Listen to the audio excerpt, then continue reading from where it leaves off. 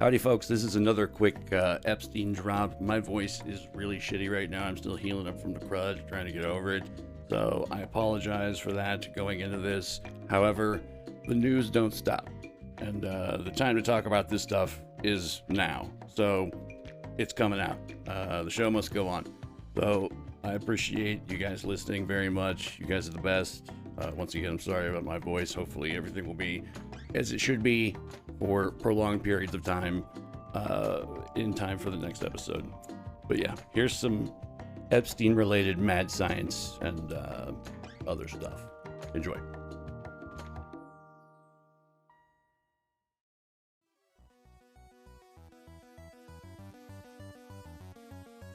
Hello, ladies and gentlemen, everyone in between and everything outside of that, up and down, left and right, and in the nooks and crannies and other regions thereof. Welcome to Kooks, Cranks, and Iconoclast, the podcast. The podcast. The t-shirt, the tattoo, the secret ingredient in your 40 ounces of malt liquor. My name is Michael Luck. I'm the host of this show, and this is another just sort of kind of a quick drop. I'm working on some major actual episodes, but I want to keep putting stuff out just to keep things going, keep the wheels greasy, because we like it nice and greasy around here. I wanted to talk real quick about Mr.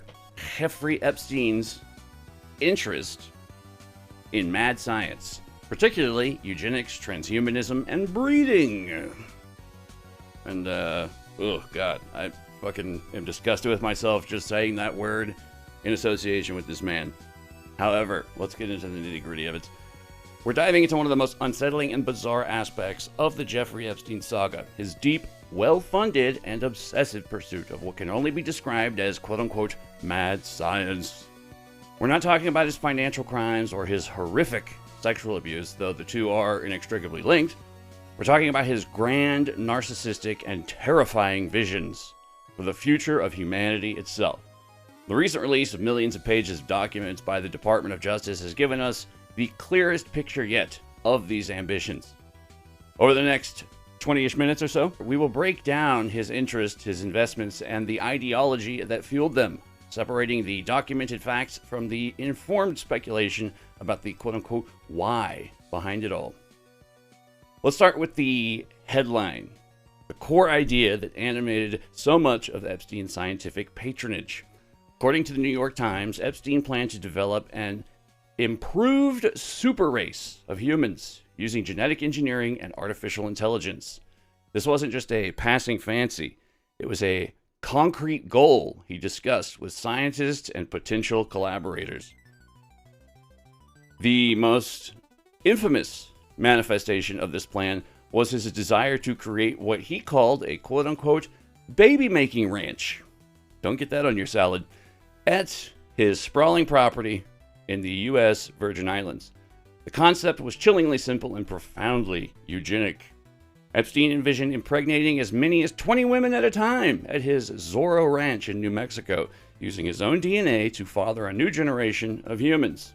He would then use genetic screening and artificial intelligence to identify and nurture the children who inherited what he considered to be his superior, quote-unquote, superior traits, like intelligence.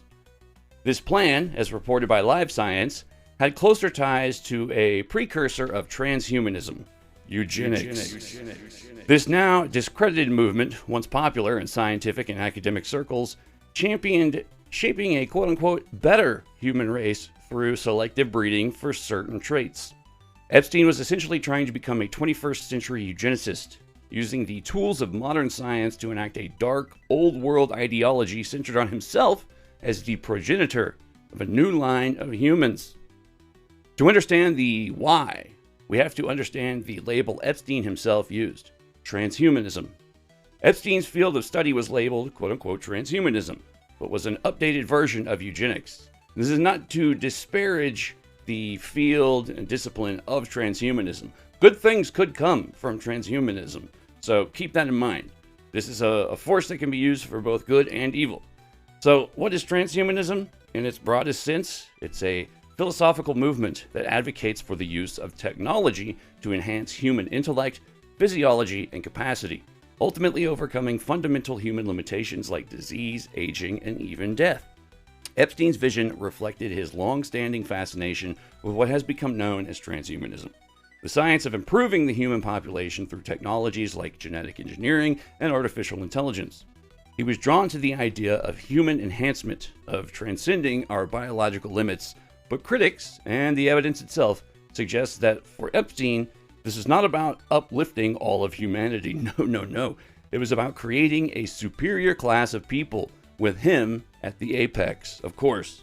No one involved in this shit ever wants to be like, no, I'll just sit back and watch. That's all I want.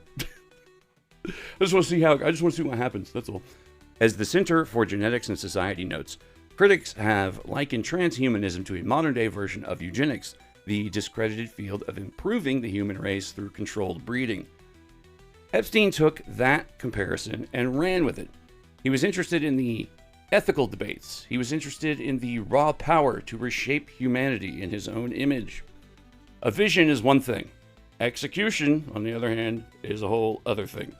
Epstein's primary tool was his vast wealth, which he used to systematically buy access, influence, and legitimacy in the scientific community. He himself, from what I've read and gathered, is quite a bit of a dullard, actually. He was not a book-smart man, you could say. He wasn't just a casual donor either. He was a strategic and persistent patron who targeted specific fields and institutions. His most significant contribution was to Harvard University. In 2003, he donated $6.5 million to establish Harvard's program for evolutionary dynamics. It's always the institutions and groups with the most innocuous-sounding names that are up to the evilest shit. Anywho, this program, run by a renowned biologist by the name of Martin Nowak, who appears repeatedly in the, I know at least the most recent dump of emails and documents, etc., focused on using mathematics to understand evolution, including the evolution of cooperation and cancer. On one occasion, Epstein held a lunch at this very program he helped fund, using his status as a benefactor to mingle with and impress leading scientists. This wasn't just philanthropy, it was a calculated move to embed himself within the world of high-level academia, giving him a platform to peddle his own theories about genetics and human destiny. His funding wasn't limited to Harvard. In 2011, he gave $20,000 to the Worldwide Transhumanist Association, a project that now operates as Humanity Plus. This was a direct investment in the ideological movement that so fascinated him. He hosted lavish dinner parties at his Manhattan mansion, bringing together Nobel laureates, Silicon Valley titans, and prominent academics to discuss everything from artificial intelligence to cryonics and, of course, genetics. He used these gatherings not just to learn, but to network, to find scientists who might be willing to entertain his more quote-unquote radical ideas. And no, not that kind of radical at all whatsoever. As well as to build a reputation as a serious, forward-thinking benefactor, investor, etc. Beyond the core goal of genetic engineering, Epstein's interests spanned the full spectrum of what could be considered fringe or quote-unquote mad science. He was captivated by the idea of cheating death through cryonics, the practice of preserving bodies at extremely low temperatures in the hopes of future resuscitation. I think Walt Disney made a whole movie about it, called Frozen. He reportedly told people he planned to have his own head and penis frozen. A bizarre and macabre detail that speaks to a profound narcissism and a desire to preserve his quote-unquote essence, because that's all he had. When you really look at it, that's all that man had. So, including his, this includes his perceived sexual vitality for eternity. Eternity. This man literally envisioned himself as a biblical Adam type person, like individual, a progenitor of an entire race of beings. He was also deeply invested in artificial intelligence. This wasn't just a casual interest. He saw AI as a key tool for his eugenic vision. He believed machine learning could be used to analyze genetic data and identify the embryos with the highest potential for intelligence and other desirable traits, effectively automating the process of creating his quote-unquote super race. He funded conferences and discussions on the topic, positioning himself as a forward-thinking investor in the future of technology. His pursuits also ventured into more esoteric territory. He was fascinated by the idea of seeding life on other planets, another extension of his innate God complex. He funded research into radical life extension and discussed scientific ideas with a wide range of figures, some legitimate and some who operated on the fringes of quote-unquote accepted science. The common thread was a quest for power over life, death, and the very definition of what it means to be human. So, we've outlined the what. Now let's delve into the much more complex question of why. Why was a man whose public life was a facade and whose private life was a nightmare of abuse so obsessed with reshaping humanity? There are no simple answers in the Epstein files, but we can construct a compelling psychological and ideological profile based on his actions and the available information. First, and most obviously, is narcissism on a cosmic scale. Literally, on a cosmic scale. The baby-making ranch is the ultimate evidence of this. This wasn't about improving humanity, it was about replicating and glorifying himself. He genuinely believed he was genetically superior, and he wanted to populate the world with his offspring. It was a fantasy of legacy and immortality, a desire to create a living, breathing monument to his own perceived genius, quote unquote. Second, it was about control. Epstein's entire life was about exercising power and control over others, particularly the young and vulnerable women he abused. His scientific pursuits were an extension of this on a macro scale. If he could control the genetic destiny of humanity, it would be the ultimate act of domination. It was a way to impose his will not just on individuals, but on the biological future of the species itself. Third, it was a tool for social engineering and access. By funding science and hosting intellectual salons, Epstein was able to launder his reputation. He wasn't just a wealthy financier with a shady past. Oh, no, he was much more. He was a quote-unquote patron of science, a quote-unquote thought leader. This gave him access to powerful people, CEOs, academics, politicians, who might otherwise have shunned him. His scientific interests were a ticket into the rooms where power truly resides, allowing him to build a network of influential contacts that provided him with protection and prestige. Finally, we must consider the possibility of a genuine, albeit deeply warped, ideological belief. Epstein appears to have drawn inspiration from an ideology that had purportedly intrigued him for decades. He may have truly come to see himself as a visionary, a man who could see the future and had the courage and resources to bring it about, no matter the ethical cost. In his mind, he may not have seen himself as a villain, but as a pioneer, willing to do what others were too timid to do, to quote-unquote improve upon mankind. This blend of delusion, narcissism, and a complete lack of moral compass created a perfect storm, resulting in one of the most bizarre and frightening scientific obsessions of the modern era. Now, when I say he appears to have drawn inspiration from an ideology that had purportedly intrigued him for decades, this is where we get into kind of potentially dangerous territory. So, going forward, note that all of this most definitely has a big, smelly allegedly hanging over it, and I'm only reporting what others have said or researched. None of what follows from here reflects my own personal beliefs or opinions.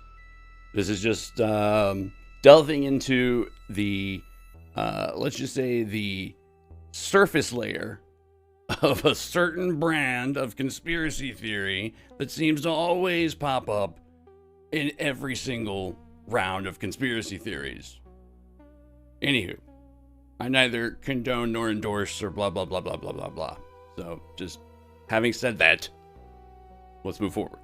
Epstein's Judaism and potential connection to a quote-unquote Jewish elite are presented by some commentators as a central ideological framework for understanding his scientific pursuits, particularly his interest in eugenics and transhumanism. This interpretation is not presented as a mainstream fact, but as a specific analytical lens to explain his motivations. According to this viewpoint, Epstein's transhumanist and eugenic ambitions were not generic, but were specifically aimed at benefiting a globalized Jewish elite, quote-unquote, and were rooted in a project of, quote, hereditary Jewish supremacy, unquote. So, just doing a quick Google search of, is there evidence linking Epstein to Israeli intelligence. Google says, yes, there is significant, albeit debated, circumstantial evidence and testimony connecting Jeffrey Epstein to Israeli intelligence, particularly the Mossad. According to investigative reports and recently released documents, Jesus, you sound like shit. pardon my voice, I'm still getting over the crud. While some allegations are based on claims by individuals, others are derived from leaked emails and FBI documentation. Here is a breakdown of the evidence and connections reported. Number 1, FBI records and allegations. A 2020 FBI memo released as part of the Epstein files, quote-unquote, cites a confidential human source alleging that Epstein, quote, belonged to U.S. and Israeli intelligence services. The source claimed Epstein was a, quote, co-opted Mossad agent, unquote, and was trained by former Israeli Prime Minister Ehud Barak. Number 2, intense relationship with Ehud Barak. Documents reveal a very close, long-term relationship between Epstein and Ehud Barak, former Israeli Prime Minister.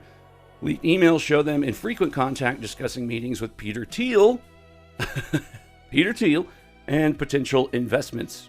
Number 3, the quote-unquote broker and quote-unquote fixer role. Reports from Dropsite News suggest that Epstein acted as an informal, high-level intermediary for Israeli interests. This includes brokering a security deal between Israel and Mongolia, facilitating a back channel between Israel and Russia regarding the Syrian civil war, and helping to sell Israeli surveillance technology to the Ivory Coast. I'm like 100% sure there's probably a back door into that program, but that's neither here nor there. Let's see, number 4, evidence of an Israeli spy staying with Epstein. Reports indicate that an Israeli spy named Yoni Korin, who operated alongside the Mossad, frequently stayed at Epstein's Manhattan apartment. Number 5, the quote-unquote blackmail operation theory. Former Israeli intelligence officer Ari Ben Manash claims that Epstein and Ghislaine Maxwell, whose father Robert Maxwell had strong documented links to Israeli intelligence and owned the McGraw-Hill textbook publishing company, which I think is very interesting, ran a quote-unquote honey trap blackmail operation for Mossad. 6, lenient legal treatment. The quote-unquote sweetheart 2008 plea deal Epstein received in Florida has long raised suspicions of protection by intelligence agencies. Reports suggest that prosecutor Alex Acosta was told that Epstein, quote, belonged to intelligence, unquote. Now, the counter-arguments and context says denials. Now, remember, this is what I asked Google, and this is what their AI is telling me. So consider the source. Denials. Former Israeli Prime Minister Naftali Bennett has categorically denied that Epstein worked for the Mossad or the State of Israel. Conspiracy concerns. Some mainstream media outlets have labeled these connections quote-unquote conspiracy theories, noting that Epstein had diverse global elite connections, including to U.S. agencies, and that he was a quote-unquote lone predator. Well, that's obviously just not true, the lone predator part, so we can toss that in the bin. Lack of direct proof. No court has officially proven that Epstein was a formal agent of Israel, and much of the information relies on leaked, unverified emails or confidential sources. Well, what court? Okay, whatever. Knowing how intelligence agencies work, that's barely an argument or a claim at all. The evidence suggests that while it is not formally proven that Epstein was an official agent, he was deeply entrenched with Israeli political and intelligence figures and likely utilized his network to advance their interests. So, moving back to the quote-unquote Jewish elite slash, hereditary, quote-unquote hereditary Jewish supremacy angle on this. So, one analysis explicitly frames Epstein's entire operation through this lens. It argues that his sexual predation, recruitment of victims, and transhumanist ambitions were not disconnected phenomena, but were part of a single, coherent project. The theory posits that Epstein saw his victims as, quote, raw material, unquote, to be used in, quote, a racialized project of hereditary Jewish supremacy, unquote. The documents confirm Epstein's deep fascination with transhumanism, which he saw as a means to quote, improve the human population through technologies like genetic engineering and artificial intelligence, unquote.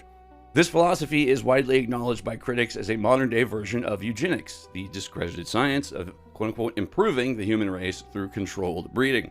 The analysis connecting this to his Judaism suggests that for Epstein, the pursuit was not abstract, but was ideologically charged with a racial and ethnic component, aiming to create a, quote, super race, unquote, for a specific community.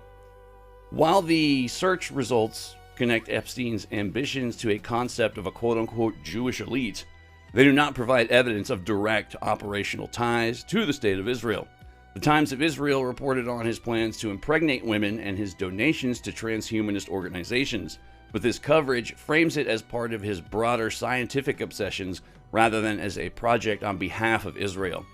The available search results do not contain documents, emails, or testimony indicating that Epstein was working with or funded by Israeli intelligence or government agencies in pursuit of these scientific goals.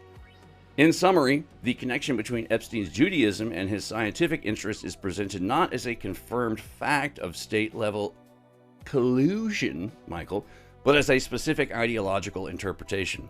This theory posits that his eugenic and transhumanist goals were explicitly motivated by a desire to advance a project of, quote, hereditary Jewish supremacy, unquote, using his own DNA as the foundation. This stands as a distinct and highly specific analysis of his motivations, separate from the more widely documented evidence of his general interest in transhumanism and eugenics.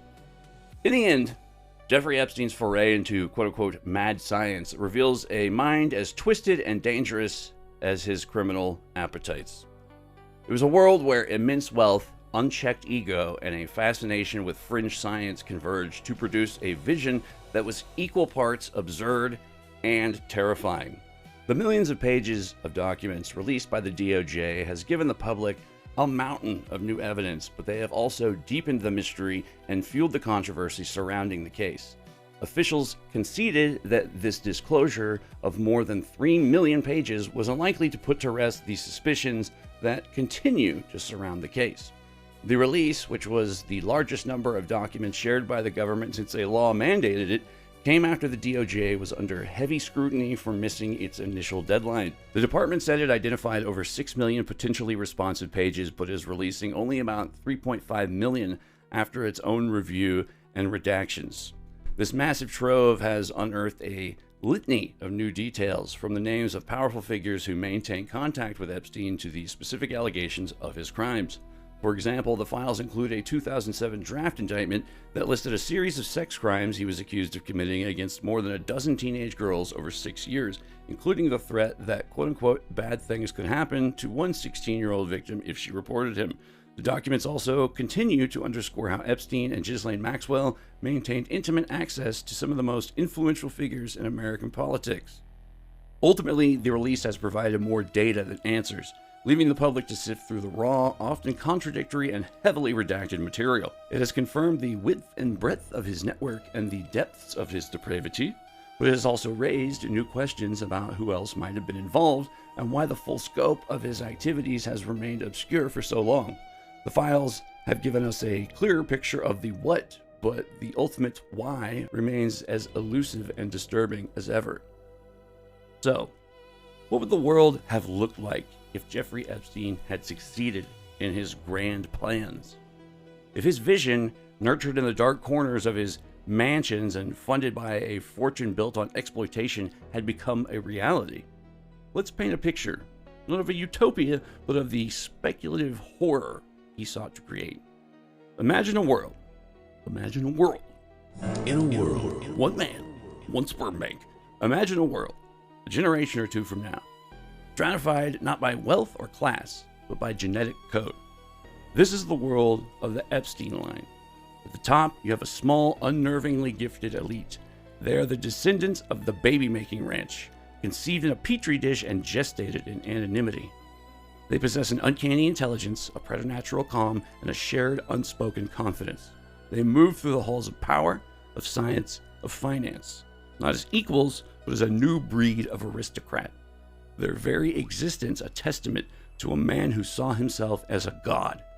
They're the living embodiment of a eugenic dream, a quote-unquote super race that is less a race and more a patented trademark. Below them is the rest of humanity. We are the legacy, the control group.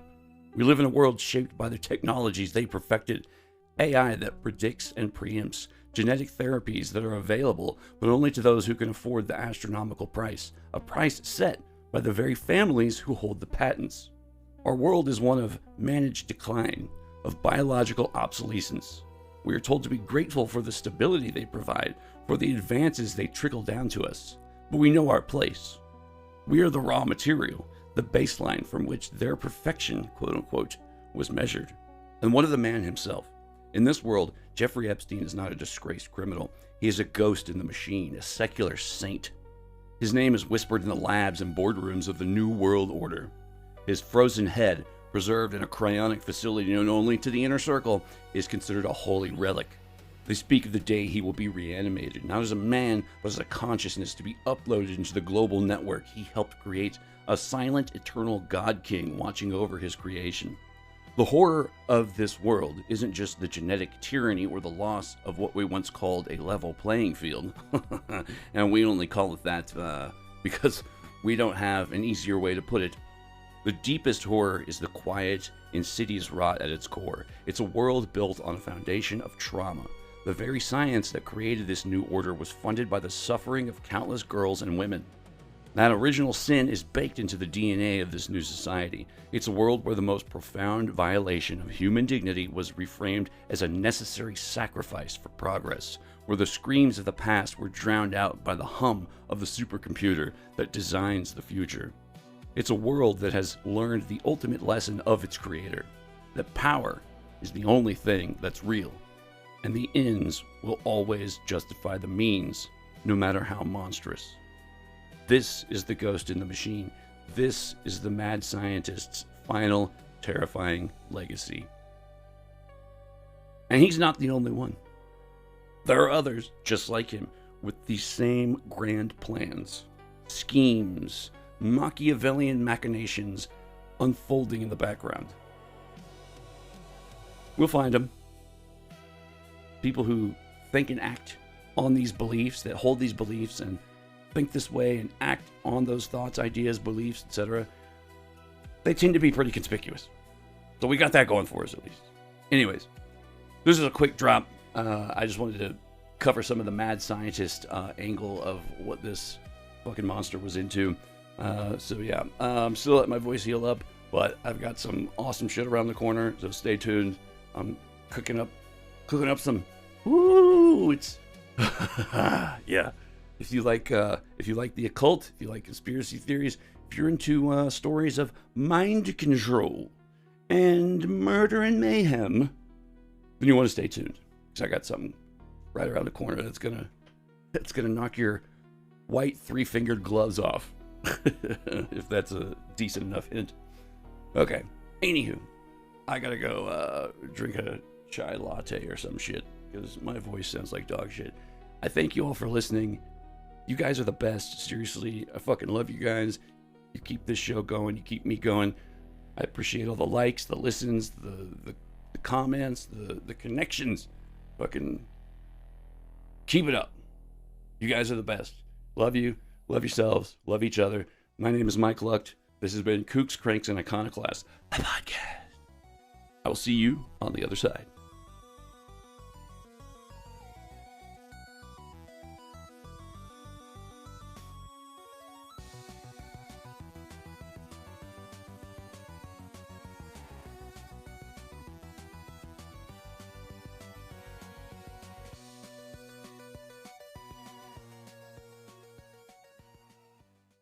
In a world where both of our cars were totally underwater,